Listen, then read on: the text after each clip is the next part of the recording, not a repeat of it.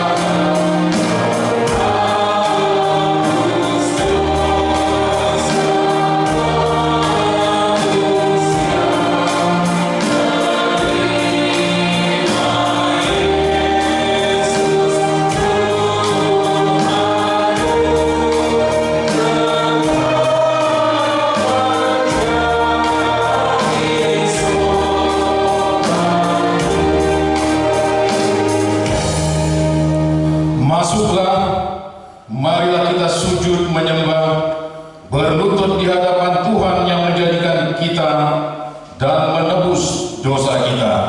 Kita bernyanyi dari buku nyanyian AKBP 623.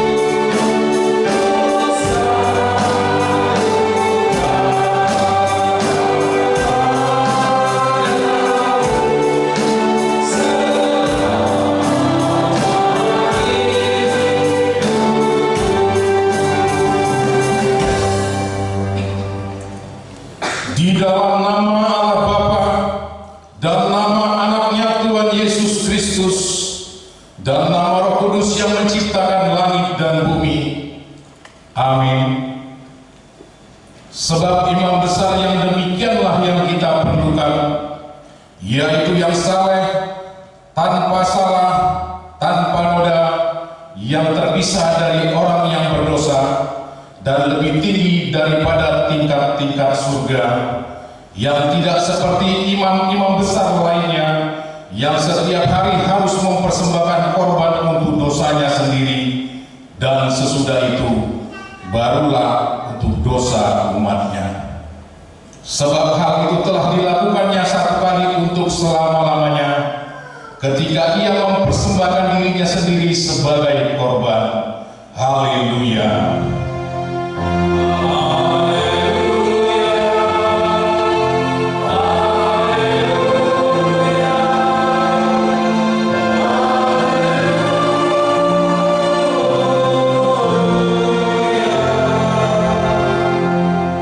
Marilah kita berdoa.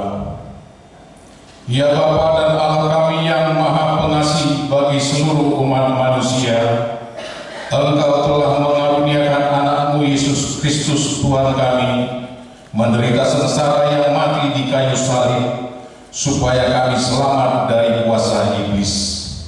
Ajarlah kami mengenal segala penderitaan anakmu, agar kami beroleh berkat pengampunan dosa dan keselamatan dari kematian yang kedua kalinya, sehingga kami memperoleh hidup yang kekal di dalam anakmu Yesus Kristus, Tuhan dan Juru Selamat kami. Amin. Kita bernyanyi dari nyanyian HKBP nomor 87.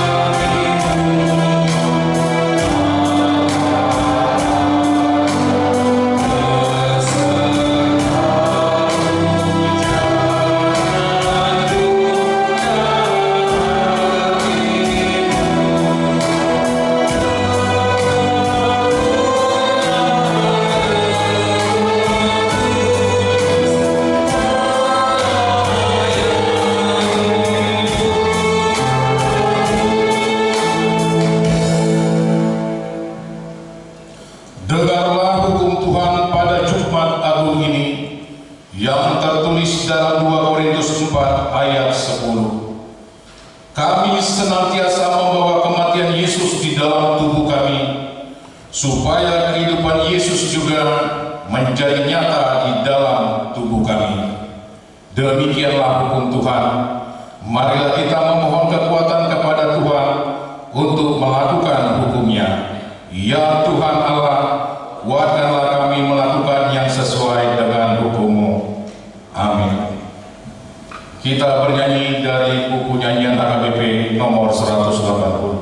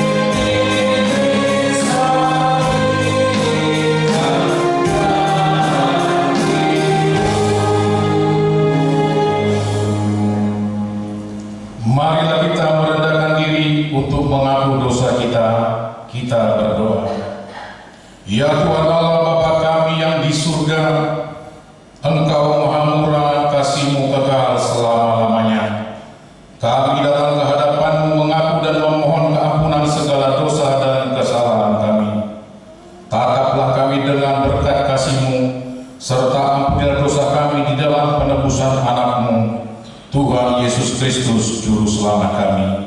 Amin.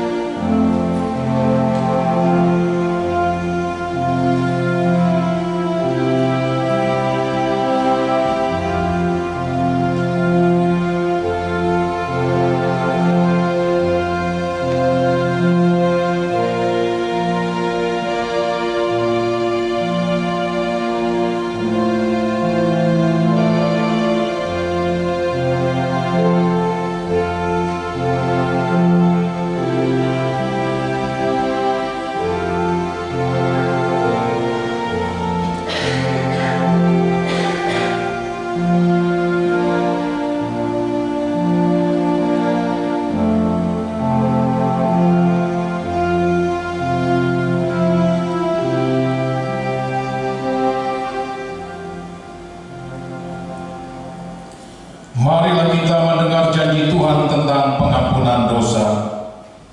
Kita mempunyai imam besar yang demikian, yang duduk di sebelah kanan tata Yesus, Allah yang Maha Besar di surga.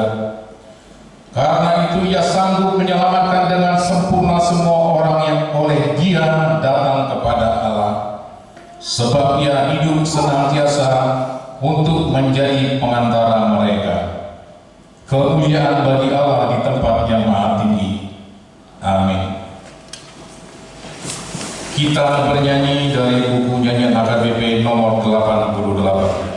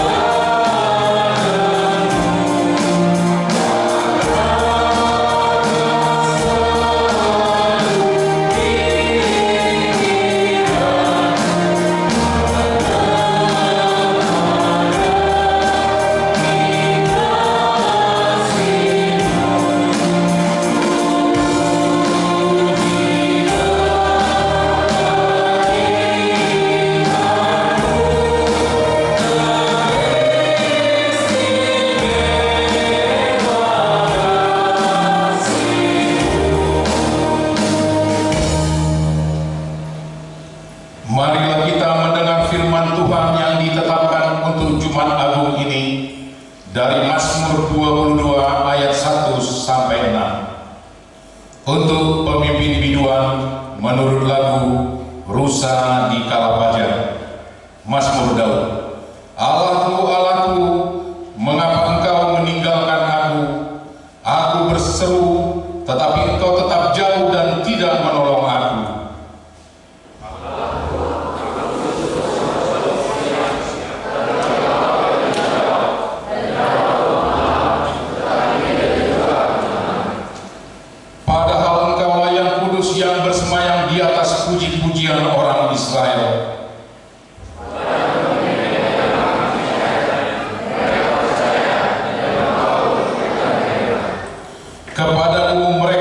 berseru-seru dan mereka terluput. Kepadamu mereka percaya dan mereka tidak mendapat malu. Demikianlah firman Tuhan. Berbahagialah orang yang mendengar firman Allah serta memeliharanya. Amin. Kita bernyanyi dari buku nyanyian HKBP nomor 405.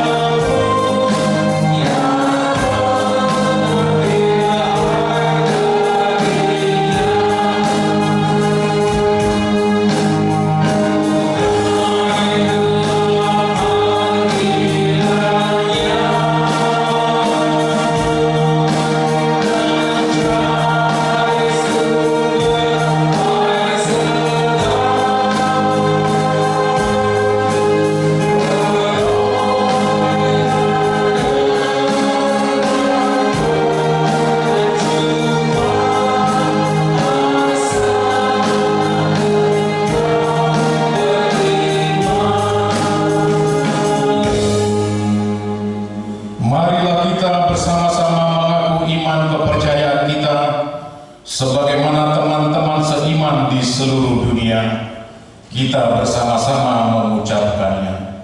Aku percaya kepada Allah, Bapa yang Maha Kuasa, Khalik langit dan bumi. Aku percaya kepada Yesus Kristus, Anaknya yang tunggal Tuhan kita, yang dikandung daripada Roh Kudus, lahir dari anak darah Maria, yang menderita sengsara di bawah pemerintahan Pontius Pilatus, disalibkan, mati dan dikuburkan, yang turun ke dalam kerajaan maut. Pada hari yang ketiga, bangkit pula dari antara orang mati, naik ke surga, duduk di sebelah kanan Allah, Bapa yang Maha Kuasa. Dari sana akan datang kelak untuk menghakimi orang yang hidup dan yang mati. Aku percaya kepada Roh Kudus dan adanya satu gereja yang kudus, persekutuan orang kudus, pengampunan dosa, kebangkitan daging dan hidup yang kekal. Amin.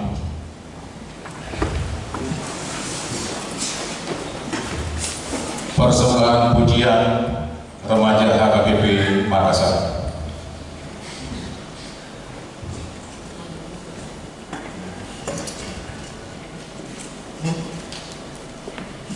Pengumuman 1. Hari ini Gereja HKBP Makassar melaksanakan acara perjamuan kudus. Acara perjamuan kudus dilaksanakan setelah ibadah pagi ini disatukan di gereja berbahasa Batak. Kedua, pada hari ini juga akan dilaksanakan acara Marulau Nahom yang akan dilaksanakan pukul 14.00 WITA.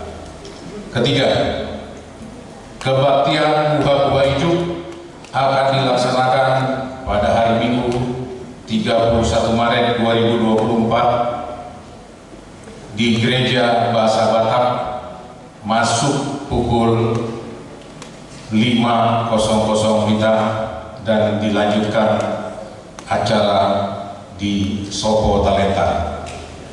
Demikian warta jemaat. Kita bernyanyi dari buku nyanyian HKBP nomor 86 dan menjalankan persembahan.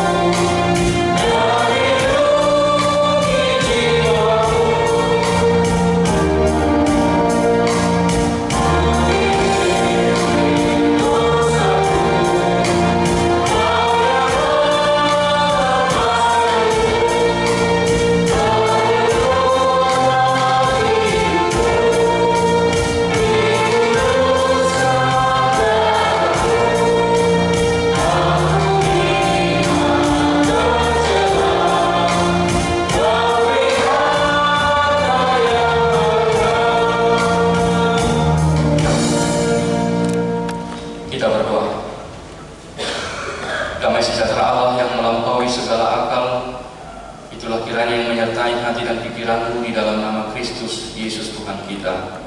Amin. Bapak Ibu Saudara yang dikasihi oleh Tuhan, mari kita membaca firman Tuhan di dalam ibadah kita memperingati kematian Tuhan Yesus di Jumat Agung ini dari kitab Ibrani pasal yang ke-10 ayat 16 sampai dengan ayat yang ke-25. Saya akan membacakannya untuk kita, demikian pembacaan firman Tuhan.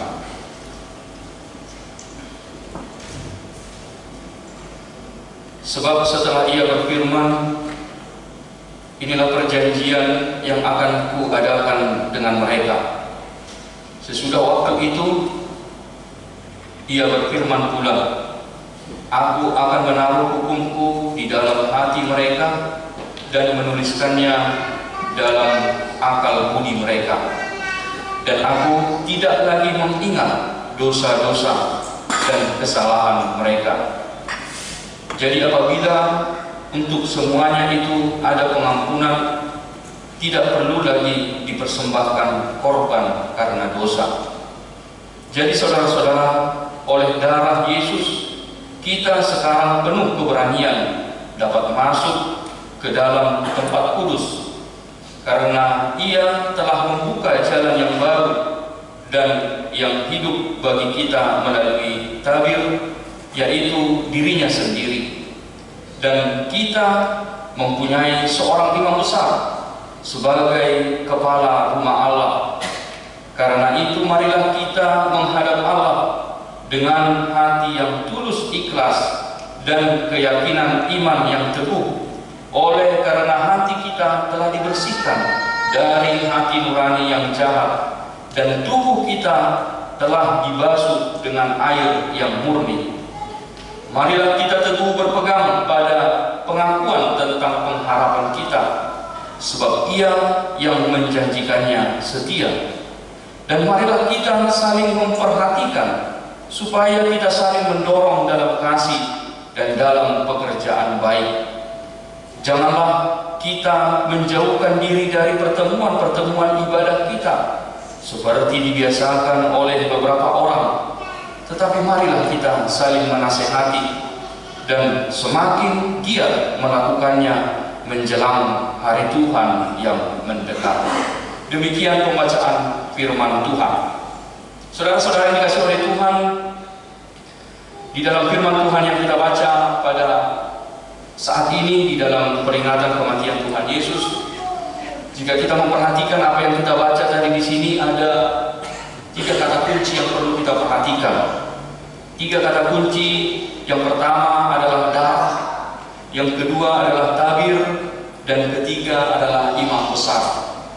Ketiga kata kunci ini mau menjelaskan kepada kita mengapa Yesus harus mati di kayu salib. Kalau kita membaca Perjanjian Lama, kita akan menemukan bagaimana orang Israel, umat Allah itu, mereka itu selalu dibayang-bayangi oleh dosa. Mulai dari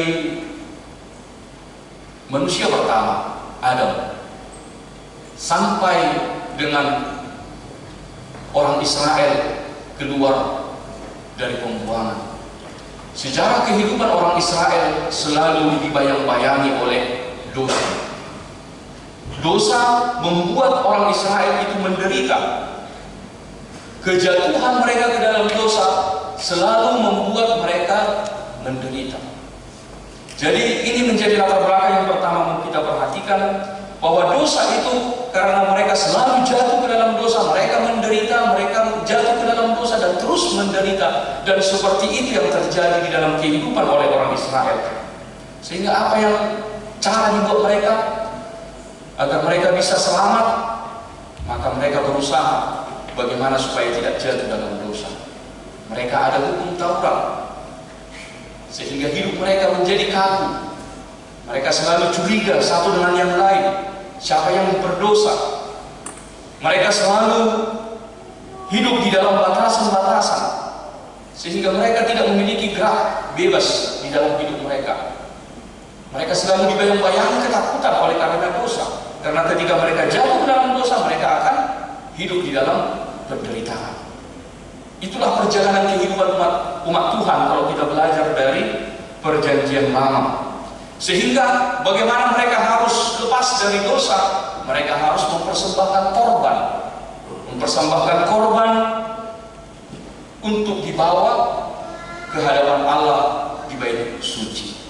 Maka kalau kita perhatikan tadi kata kunci yang saya katakan, ada darah, ada tabir, dan ada imam besar. Kalau kita perhatikan di sini, darah itu mengarah kepada binatang atau domba yang mereka persembahkan kepada Tuhan untuk penghapusan dosa mereka. Jadi kalau mereka berdosa, maka mereka akan membawa korban, baik itu domba atau binatang-binatang yang telah ditentukan sebagai penghapus dosa mereka. Dan itu terus berulang-ulang akan mereka lakukan. Itulah yang mengacu dengan darah. Kemudian tabir.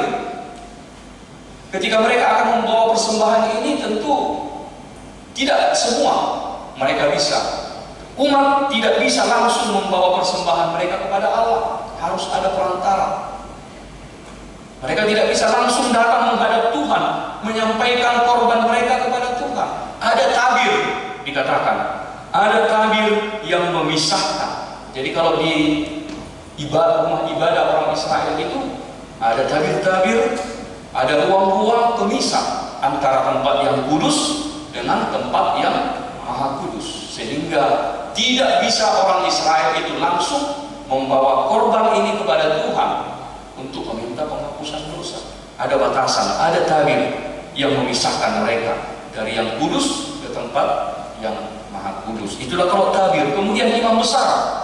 Nah, melalui imam besar inilah, imam inilah yang menjadi perantara untuk membawa korban mereka untuk dibawa kepada Tuhan. Dan ini pun, imam besar ini juga adalah orang yang berdosa juga. Dia juga harus selalu setiap saat untuk mengaku dosanya di hadapan Tuhan, supaya dia layak untuk menghantarkan korban persembahan. Bapak Ibu Saudara yang dikasihi oleh Tuhan, Tuhan melihat bagaimana penderitaan umat Israel. Tuhan melihat bagaimana orang Israel itu yang selalu menderita. Mereka susah hidupnya karena dosa. Korban persembahan selalu mereka bawa kepada Tuhan, tetapi selalu mereka tetap jatuh ke dalam dosa. Mereka selalu membawa persembahannya kepada Tuhan, mengaku dosanya, tetapi tetap juga mereka selalu jatuh ke dalam dosa. Tidak pernah korban persembahan yang mereka bawa itu membuat mereka lepas dari dosa. Kenapa? Karena akar dosa itu tetap ada di dalam hati mereka. Akar tetap ada. Jadi contohnya kalau pohon walaupun terus ditebang batangnya, tetap akan tumbuh kembali seperti itu. Kenapa? Karena masih tetap ada akar. Demikianlah dosa yang terjadi di dalam hidup orang Israel. Walaupun mereka meminta pengampunan dosa kepada Tuhan, tetapi akar dosa itu masih ada di dalam hati mereka, sehingga terus mereka hidup di dalam dosa dan tidak pernah bisa lepas dari dosa. Maka Tuhan melihat yang terjadi dengan kehidupan orang Israel, karena Tuhan begitu mengasihi umatnya. Maka dikatakan seperti yang di dalam firman di sini, Tuhan akan mengadakan perjanjian yang baru. Ada perjanjian yang baru yang akan Tuhan lakukan supaya umat itu tidak lagi menderita karena dosanya. Maka ada sesuatu pekerjaan besar yang akan Tuhan lakukan untuk mencabut akar dosa itu dari hati manusia, dari hati umatnya. Nah, kita kembali lagi ke kata kunci yang tadi, darah. Kalau yang tadi itu adalah darah binatang atau darah domba, tetapi darah sekarang di dalam perjanjian yang baru yang dilakukan oleh Tuhan Yesus itu adalah darah Yesus itu sendiri. Bahwa Yesus itu menjadi korban pengampunan dosa, menggantikan korban domba yang biasa mereka persembahkan kepada Tuhan. Maka Yesus sendiri menjadi korban penghapusan dosa bagi umatnya, menggantikan binatang yang biasa mereka bawa kepada Tuhan. Mereka membawa korban persembahan binatang kepada Tuhan itu terus berulang-ulang, tetapi firman Tuhan berkata bahwa Tuhan cukup melakukannya untuk satu kali, untuk selama-lamanya. Cukup untuk sekali Yesus menderita mati di kayu salib, dan itu sudah cukup untuk mencabut akar dari dosa itu. Karena tidak ada manusia yang bisa lepas dari dosa jika bukan Tuhan yang mencabutnya. Maka Tuhan yang mencabut akar dosa itu melalui darah Yesus. Tetapi kemudian kita dapat melihat tentu tidak cukup hanya pengampunan dosa.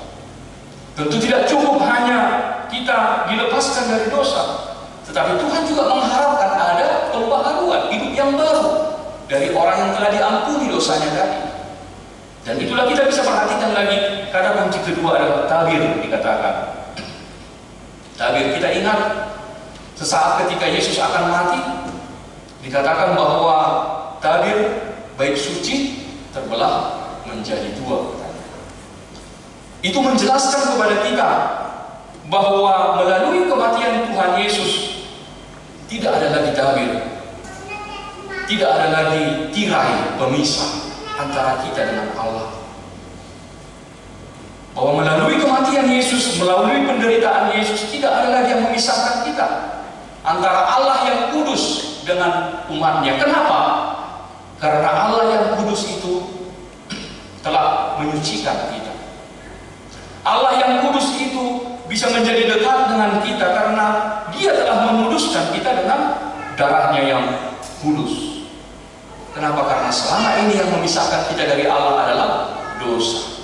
Tirai yang memisahkan dari kita antara Allah dengan manusia itu adalah dosa. Sekarang Tuhan telah melepaskannya. Seperti yang dikatakan tadi, kalau kita memperhatikan di ayat 20 dikatakan dari situ bahwa Yesus telah membuka jalan yang baru. Tuhan telah membuka jalan yang baru supaya kita bisa bersama, hidup bersama dengan Allah. Jadi pemisah itu sudah dilepaskan, sehingga kita bisa menemukan sebuah jalan yang baru menghadap Tuhan. Kemudian di ayat 16 dikatakan juga, karena begitu dekatnya Tuhan dengan kita, maka hukum Tuhan yang akan kita taati itu tidak lagi hukum yang tertulis.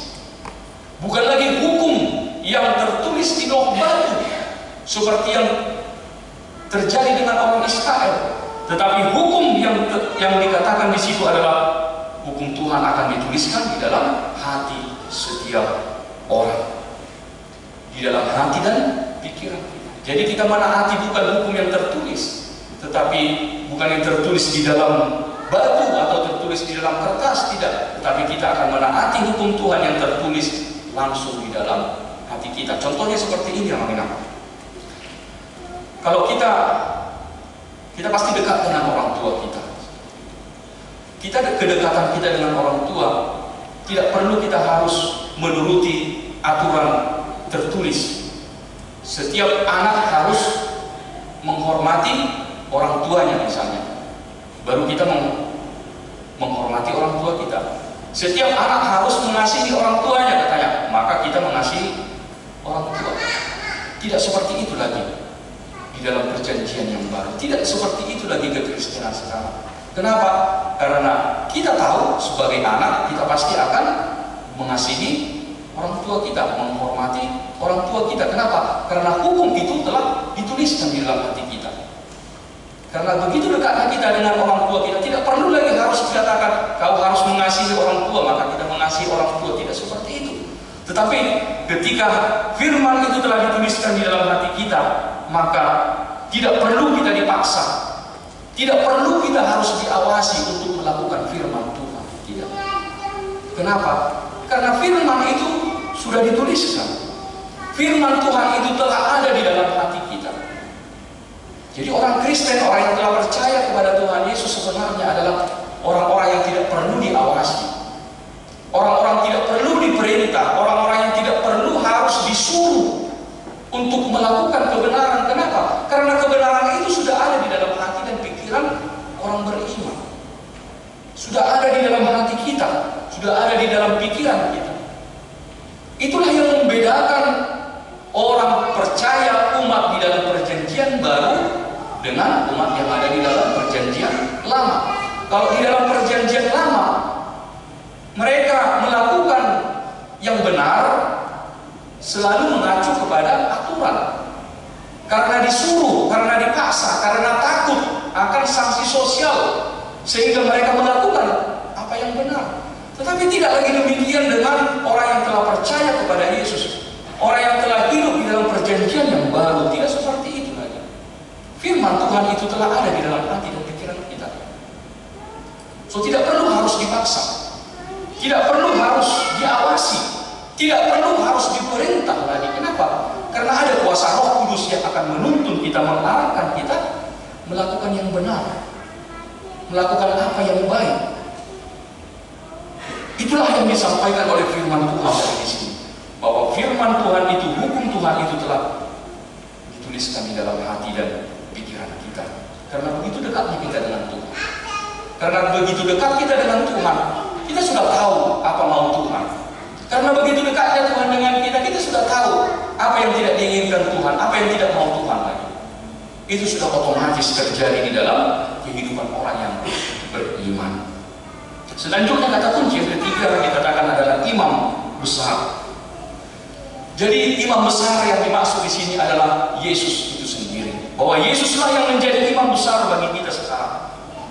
Jadi tidak perlu ada perantara seperti di dalam perjanjian lama. Ada perantara imam besar yang akan membawa korban mereka kepada Tuhan, tidak. Tetapi Yesus itu sendiri menjadi perantara.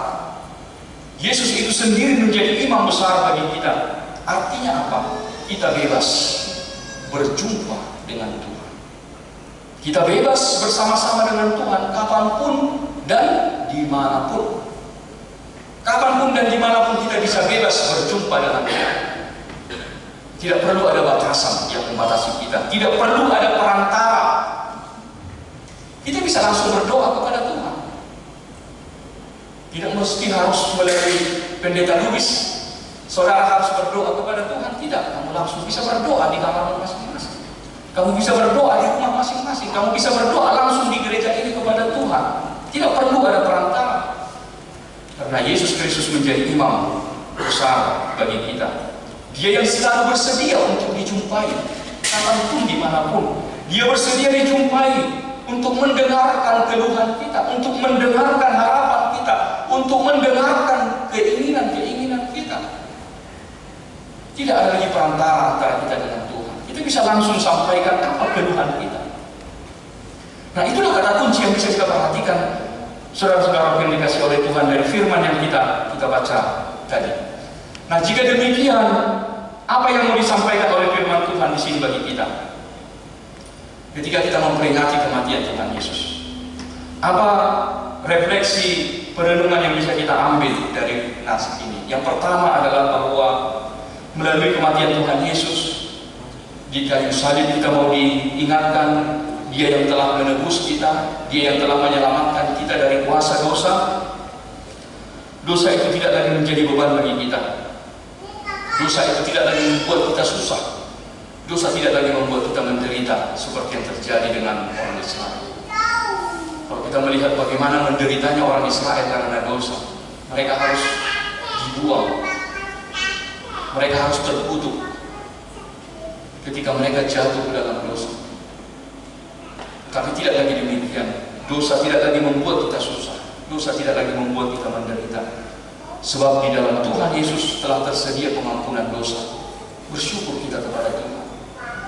Seandainya kita berdosa, kemudian Tuhan langsung jatuhkan hukuman, betapa sakitnya hidup kita.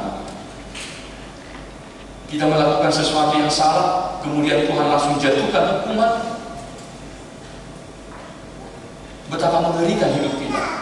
Kita akan selalu hidup menderita dalam hidup kita ini. Tetapi untungnya Tuhan tidak berbuat demikian dalam hidup kita. Telah tersedia pengampunan oleh darah Kristus. Kalau kita mengingat menghitung-hitung dosa kita yang kita lakukan setiap saat, mungkin kita akan menderita terus. Kalau Tuhan lakukan seperti itu, kita berdosa, kita dihukum. Kita berdosa, kita dihukum. Tetapi syukur kepada Tuhan, tidak demikian dilakukan lagi bagi kita. Ada pengampunan tersedia kepada kita. Tuhan Yesus telah membuka jalan yang besar bagi kita, jalan yang lebar. Setiap orang yang mengaku dosanya ke hadapan Tuhan, Tuhan bersedia untuk memberi pengampunan. Sehingga tidak lagi ada alasan orang mengatakan hidupku susah adalah karena dosa, katanya. Tidak ada itu. Jadi jangan ada orang mengatakan mungkin aku menderita sekarang, mungkin aku sakit karena dosa aku. Tidak ada alasan mengatakan demikian. Dosaku terlalu besar untuk diampuni. Tidak ada alasan seperti itu. Tidak ada alasan mengatakan kita menderita karena dosa, tidak. Kenapa? Karena pengampunan tersedia di hadapan Tuhan. Sebesar-besar apapun dosa kita, Tuhan mau untuk mengampuni. Kalau kita benar-benar sungguh-sungguh meminta pengampunan dosa kepada Tuhan, Tuhan pasti akan memberi pengampunan. Maka di dalam iman kepada Tuhan Yesus, kita bukan lagi hamba dosa. Di dalam iman kepada Tuhan Yesus, kita tidak lagi menjadi budak dosa, tapi kita adalah hamba kebenaran. Inilah yang pertama yang mau disampaikan kepada kita, supaya kita menjadi hamba-hamba kebenaran, supaya kita hidup di dalam kebenaran Tuhan. Kita menjauhkan dosa. Kita harus bersyukur. Bagaimana kita mensyukuri kematian Tuhan Yesus yang telah melepaskan kita dari dosa? Kita mau hidup di dalam kebenaran firman Tuhan. Ini yang pertama yang mau disampaikan kepada kita, Bapak Ibu Saudara yang dikasihi oleh Tuhan. Kita boleh bersyukur atas pengampunan dosa yang telah Tuhan berikan kepada kita masing-masing. Dan yang kedua adalah Tuhan menyapa kita melalui firman Tuhan juga pada saat ini, bahwa melalui Yesus Kristus yang telah mati menebus dan menyelamatkan kita, Dia yang telah membuka jalan. Dia telah membuka jalan bagi kita supaya kita itu dekat dengan Tuhan. Supaya kita dekat dengan Tuhan. Tidak ada lagi tirai, tidak ada lagi tabir yang memisahkan kita dengan Tuhan. Tidak ada pemisah kita dengan Tuhan. Artinya kita mau diajar, kita juga boleh bersyukur ketika Tuhan membuka dirinya bagi kita. Tuhan telah membuka dirinya bagi kita. Maka jangan kita sia-siakan keterbukaan Tuhan. Jangan kita sia-siakan ketika Tuhan telah membuka jalan bagi kita. Ketika Dia bersedia untuk membuka dirinya untuk kita, maka jangan kita jauh dari Tuhan. Kalau contohnya dalam kehidupan kita sehari-hari, ketika ada orang yang bersedia untuk menolong kita, ketika ada seseorang yang bersedia dengan tulus untuk membantu kita, masa kita tidak mau respon? Tentu kita harus bersyukur. Ada orang yang bersedia menolong kita di dalam kesusahan kita. Ada orang yang bersedia untuk membantu kita.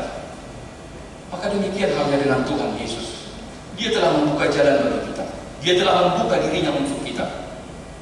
Maka bagaimana respon kita? Tentu kita harus bersyukur dan kita mau untuk menerima panggilan Tuhan tadi. Kita mau untuk masuk ke jalan yang telah Tuhan bukakan tadi bagi kita. Dikatakan tadi di ayat 20, di ayat 23 tadi dikatakan di situ bahwa sebab Ia yang menjanjikannya setia, katanya.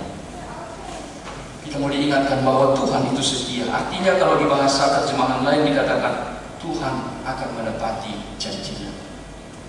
Tuhan pasti akan menepati janjinya. Artinya jangan kita malah menjauh dari Tuhan ketika Dia membuka dirinya. Mari kita dekat dengan Tuhan. Melalui apa? Melalui doa, melalui persekutuan seperti yang dikatakan tadi di sini di ayat 24-25. Di dalam persekutuan orang-orang Kristen kita dekat dengan Tuhan di dalam ibadah, di dalam kidung pujian kepada Tuhan, di dalam melakukan firman Tuhan. Itu adalah jalan bagi kita untuk selalu dekat dengan Tuhan. Pada sebab itu jangan kita menjadi sombong sama Tuhan, merasa diri kita kuat, merasa diri kita hebat, merasa diri kita mampu tanpa Tuhan. Padahal Tuhan sudah membuka jalan bagi kita, tetapi kita selalu cuek dari itu. Kita merasa tidak perlu Tuhan.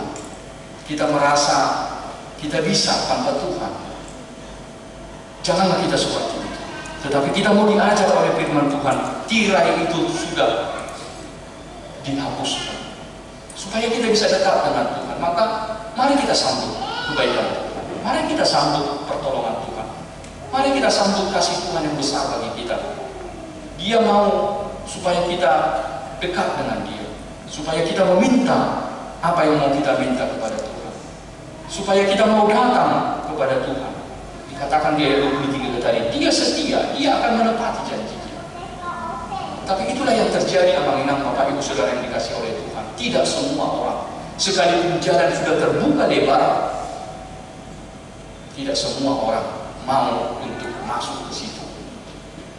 Sekalipun Tuhan sudah membuka jalan bagi kita, mengajak-ajak setiap orang untuk menerima pertolongan Dia, tidak semua orang mau untuk meminta pertolongan kepada kita. Itulah yang terjadi di dalam kehidupan kita.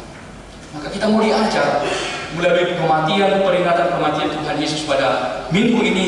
Kita mau diarahkan oleh firman Tuhan. Kita harus melihat bahwa penyaliban Yesus itu adalah keterbukaan dari Tuhan. Itu adalah keterbukaan Tuhan untuk mau merangkul kita, untuk mau untuk mengajak kita, memberi pertolongan, pengampunan, dan kebaikan dalam hidup kita. Amin. Kita berdoa. Terima kasih Tuhan Allah Bapa kami buat firman yang boleh kami renungkan dan kami dengarkan pada saat ini Tuhan. Manakala kami memperingati akan kematian anak-Mu Tuhan Yesus Kristus yang telah memberi kami pengampunan dosa, yang telah menyelamatkan kami dari kuasa dosa, menjauhkan kami dari kutuk kematian itu Tuhan. Kami boleh bersyukur pada saat ini ketika kami mengingat akan penderitaan dan kematian Tuhan Yesus. Kami boleh Tuhan merenungkan itu semua, bahwa itu adalah kebaikan Tuhan, itu adalah pengharapan yang Tuhan berikan bagi kami, supaya kami boleh mau dekat datang kepada Tuhan. Tuhan yang telah membuka jalan bagi kami, Tuhan yang telah membuka kebaikan bagi kami, supaya kami Tuhan hidup di dalam kekudusan, hidup di dalam kebenaran, menjauhkan diri kami dari dosa. Sebab dosa adalah tirai penghalang bagi kami untuk dekat dengan Tuhan. Tapi kami boleh bersyukur selalu ada pengampunan yang Tuhan berikan bagi kami. Tak habis-habisnya kasih setia Tuhan yang tetap mau untuk memberi pengampunan bagi kami, supaya kami selalu hidup suci, hidup kudus di hadapan Tuhan. Dan kami boleh bersyukur Tuhan atas kebaikan-Mu yang mau untuk merangkul kami, mengasihi kami, dan memberi pertolongan bagi kami. Beri Tuhan Roh Kudus-Mu di dalam hati dan pikiran kami, supaya kami selalu semakin dekat dengan Engkau. Kami selalu mengingat Engkau di dalam perjalanan kehidupan kami, bahwa Engkau adalah Tuhan, Engkau adalah Juru Selamat bagi kami.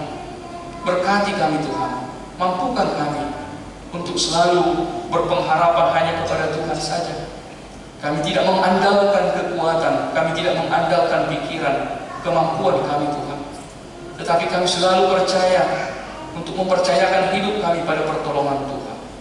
Maka berkati kami Tuhan, biarlah firman-Mu ini boleh berbuah dan bekerja di dalam kehidupan kami, sehingga kami penuh sukacita menjalani hari-hari hidup kami oleh karena pengorbanan anak-Mu Tuhan Yesus Kristus. Berkati kami Tuhan di dalam perjalanan hidup kami. Biarlah Tuhan apapun yang kami harapkan, apapun pergumulan kami Tuhan, apapun yang ada di dalam hati dan pikiran kami yang selalu kami harapkan, kami percaya Tuhan, Tuhan yang mengetahui dan Tuhan setia akan memberikan yang terbaik dalam hidup kami. Tuhan, berikanlah segala rahmat dan kebaikan-Mu di sepanjang kehidupan kami ini. Kami berdoa di dalam nama Tuhan Yesus Kristus. Amin. Bapak Ibu Saudara yang dikasihi oleh Tuhan, mari kita sambut firman Tuhan. Kita memuji Tuhan dan sambil kita mengumpulkan persembahan dari buku nyanyian 543. Oh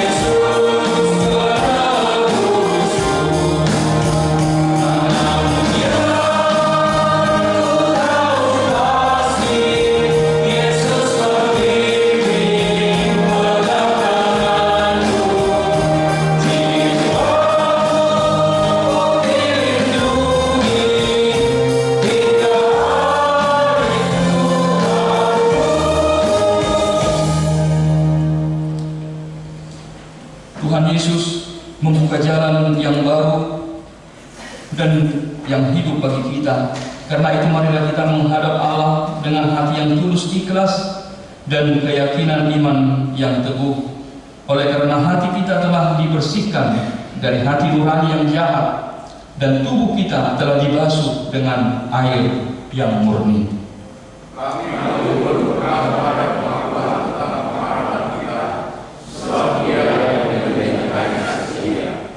Ya Tuhan, teguhkanlah iman kami sampai akhir hidup kami, agar kami dapat masuk ke tempat yang penuh ketenangan, yaitu dalam kehidupan yang kekal yang Engkau siapkan bagi mereka yang mengasihi Engkau.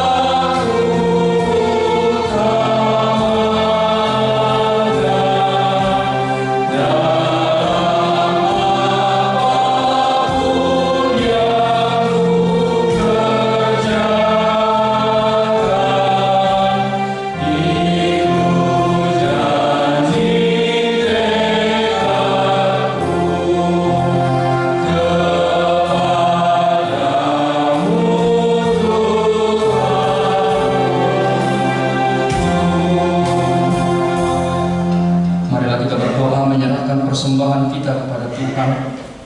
Ya Allah Bapa kami yang di sorga, kami mengaku bahwa Tuhan adalah sumber dari segala karunia yang melimpah di dalam kehidupan kami masing-masing. Sebahagian daripada karunia itu kami serahkan kembali sebagai persembahan kepada Tuhan. Terimalah dan berkatilah persembahan umat-Mu ini, agar dapat kami pergunakan untuk pekerjaan dan pelayanan kerajaan Tuhan di dunia ini. Bukalah hati kami untuk mengenal betapa banyak berkat dan karunia yang kami peroleh dari Tuhan, supaya kami senantiasa bersyukur kepada-Mu. Di dalam nama Yesus Kristus Tuhan kami. Amin.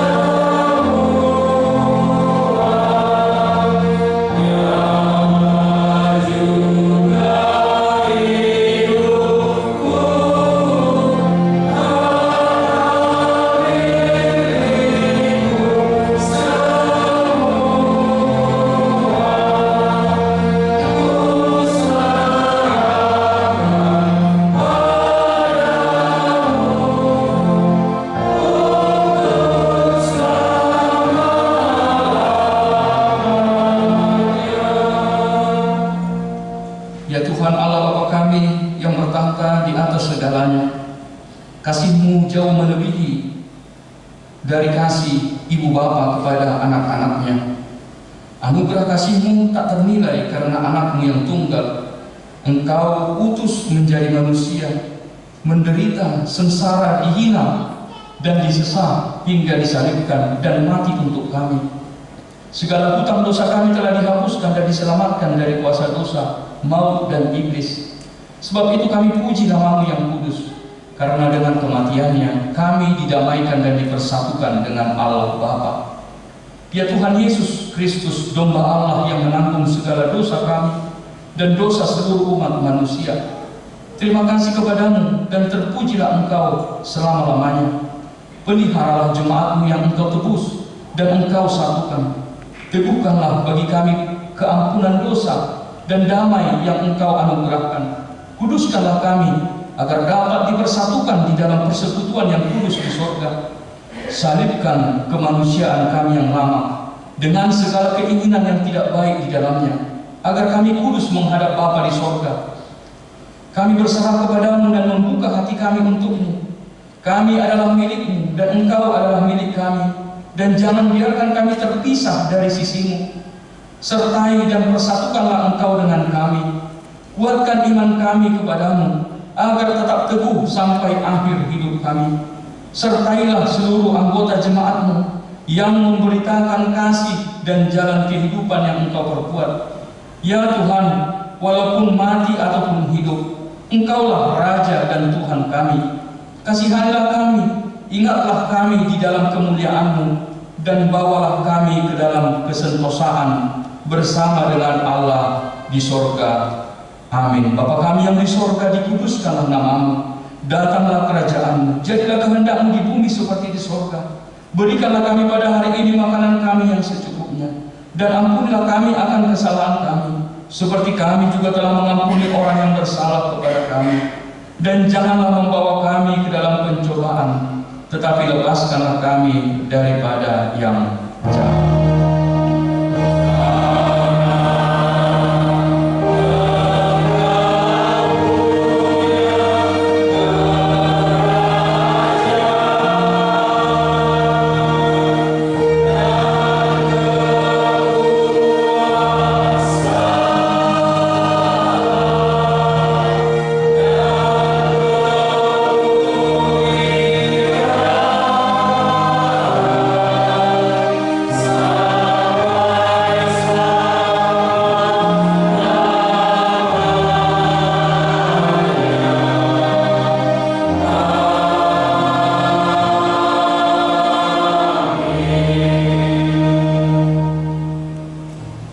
Tuhan memberkati engkau dan melindungi engkau.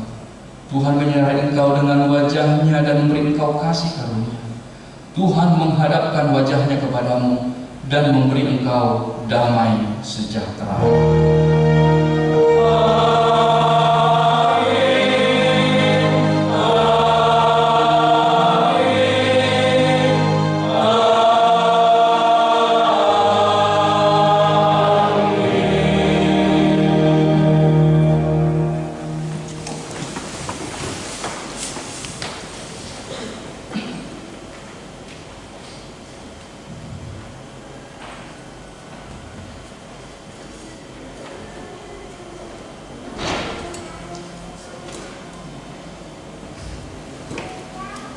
Ya, selamat memperingati kematian Tuhan Yesus bagi kita semuanya, dan kembali diingatkan setelah ibadah kita ini kita